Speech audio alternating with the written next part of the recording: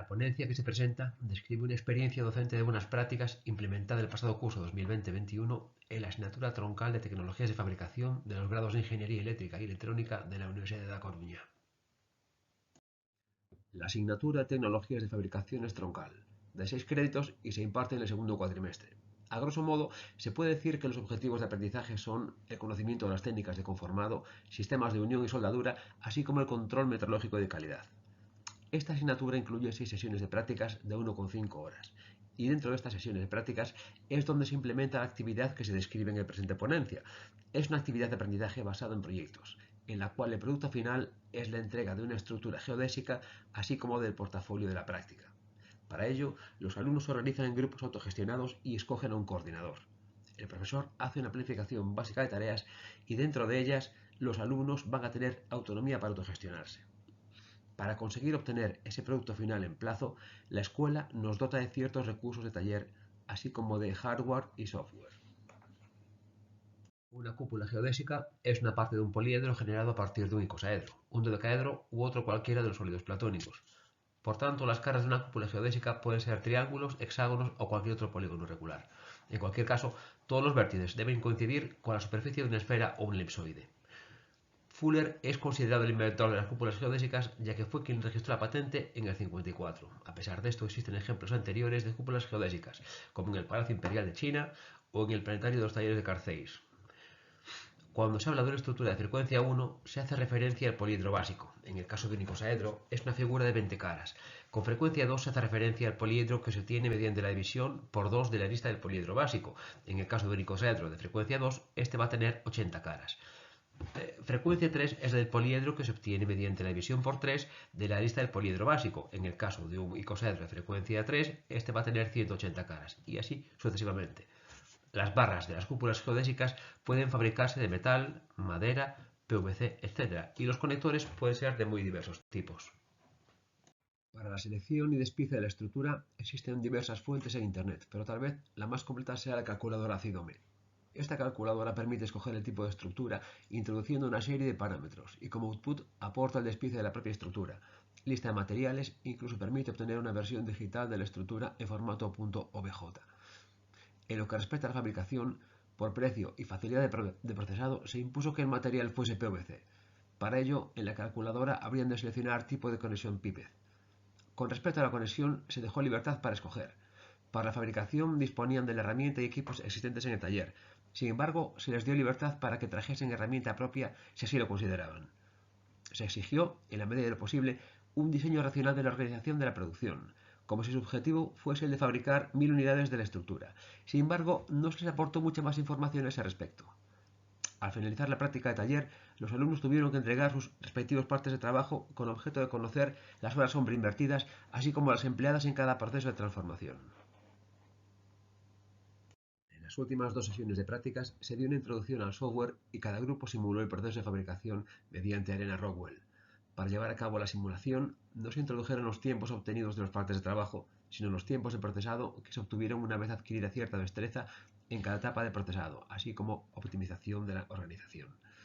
El objetivo de esta parte de la práctica era el de introducirse en los programas de simulación de procesos, así como el de reflexionar acerca del desempeño llevado a cabo en el taller. El desempeño del taller fue evaluado mediante la calificación de cada coordinador a los integrantes de su grupo y a sí mismo. Para compensar desigualdades entre grupos, se corrigieron las calificaciones de los alumnos, de modo que se hizo coincidir la media de cada grupo con la media global. Se calificó también el portafolio aportado por cada grupo, de manera que se tuvo en cuenta la calidad global del portafolio entregado, la complejidad del modelo de simulación, así como los datos y reflexiones extraídos del mismo, las conclusiones extraídas acerca de las ineficiencias de taller y las conclusiones extraídas acerca del proceso de aprendizaje. En la imagen puede apreciarse el resultado final de varias de las estructuras construidas. La mayoría toman como base la figura de un icosaedro, aunque un par de grupos con menos integrantes optaron por estructuras basadas en un octaedro. En otra de las estructuras construidas fueron empleados conectores impresos en 3D. Se remató con forma de lámpara y se entablaron conversaciones con una conocida marca de muebles para una posible comercialización. Se les pidió a los grupos que tratasen de no repetirse, con objeto de tener una variedad de estructuras. Y en este punto el resultado final no está mal, aunque nos hubiese gustado que algún grupo arriesgase un poco más. presente tabla, a modo de resumen, se observan los tiempos invertidos en la fabricación de cada estructura. En la penúltima línea figuran los tiempos reales obtenidos de las partes de trabajo y en la última línea figuran los tiempos globales obtenidos de las simulaciones. En general se aprecia que los tiempos obtenidos en simulación son muy inferiores a los tiempos reales invertidos en el taller. Estos van a ser entre un 50 y un 100% superiores. Existen amplias diferencias entre unos y otros grupos debido a la diferencia en el número de integrantes, pero también a la organización de la producción y a la estrategia constructiva seguida. En las imágenes adjuntas se ve a un grupo que decidió hacer premontajes como paso previo al ensamble global. Sin embargo, otros grupos decidieron hacer la estructura entera añadiendo barra a barra. Mediante las reflexiones aportadas en los portafolios y la puesta en común con cada grupo, fueron analizadas las causas de las discrepancias entre tiempos medidos y tiempos obtenidos mediante simulación. Se llegó a las siguientes conclusiones. Como causas achacables a cada grupo fueron señaladas, en primer lugar, una organización ineficiente del trabajo y, en segundo lugar, una absoluta inexperiencia en el manejo de herramienta de taller y, sobre todo, en el proceso de termoformado de los extremos de las barras, que fue donde radicó el cuello de botella en todos los casos. En muchos casos también ocurrió que las piezas no cumplían requisitos de diseño y había que desecharlas, que no se identificaban las barras o se establecía un orden en su almacenamiento y se confundían unas con otras, que se compró tornillería de una dimensión muy justa y costó bastante más de la cuenta ensamblar las barras, bien que se perdió la cuenta del material y hubo que salir a comprar más material, consiguiente parón en la producción. Con respecto a las causas ajenas a los grupos, fueron identificadas las siguientes. El elevado número de integrantes provocó que se dificultase la organización y llegasen incluso a estorbarse. Existía desorden en el taller, de tal manera que era difícil encontrar la herramienta necesaria o no se disponía de espacio libre para trabajar. Grupos trabajando de modo simultáneo en el mismo espacio y con los mismos medios provocaba disminución en el ritmo de procesado. En lo que respecta a la valoración de la práctica por parte de los alumnos, de la puesta en común en clase y las reflexiones aportadas en el portafolio, se extrae que se valoró muy positivamente, en primer lugar, el aprendizaje práctico. En segundo lugar, la autogestión por parte de cada grupo. De un modo deliberado, una vez que fue lanzada la práctica, el profesor se mantuvo como observador y supervisor de la seguridad en el taller, otorgando el protagonismo e iniciativa a los alumnos. En tercer lugar, se valoró muy positivamente el aprendizaje sobre cúpulas geodésicas y su construcción.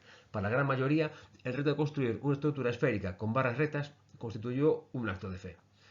En cuarto lugar, la estrategia pedagógica de reflexionar acerca de la organización de la producción con posterioridad a la actividad de taller. Este último punto dio lugar a cierto debate y a una preocupación a priori entre los profesores de la asignatura, porque no sabíamos qué tal saldría la experiencia. Pero finalmente quedamos muy satisfechos del resultado final. Se valoró negativamente la distribución temporal de las sesiones de prácticas por estar excesivamente separadas en el tiempo. Tal como se dijo anteriormente, los alumnos retoman la práctica desconectados.